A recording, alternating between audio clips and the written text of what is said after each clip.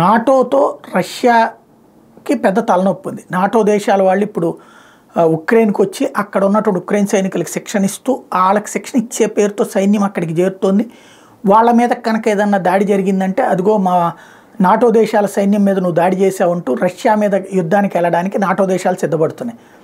ఇది ఒక పక్కన చిరాగ్గా ఉంది రష్యాకి. కానీ అలాగని ఏం చేయాలో దానికి అర్థం కావట్లేదు. అది అందరూ కలిసి ఆడుతున్న గేమ్ అని దానికి తెలుసు. ఇప్పుడు కొత్త కథ, కొత్త మలుపు తిరుగుతున్నటువంటిది ఏంటంటే లిథువేనియా, ఏదైతే నాటో దేశంలో లిథువేనియా అనే దేశం ఉంది నాటో దేశాలలో, ఆ లిథువేనియాలో ఉన్నటువంటి రష్యా రాయబార కార్యాలయాన్ని గుర్తు తెలియని వ్యక్తులు పేల్చేశారు.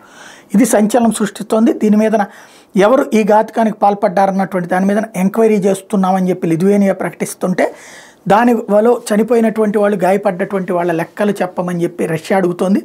ఓవరాల్గా ఈ ఉదంతంలో ఉన్నటువంటి బాధ్యుల్ని అరెస్ట్ చేయమంటోంది. ఇది నాటో దేశాలు మా వాళ్ళకి ఇస్తున్నటువంటి భద్రత అంటూ ప్రపంచానికి చెప్పడం ప్రారంభించింది.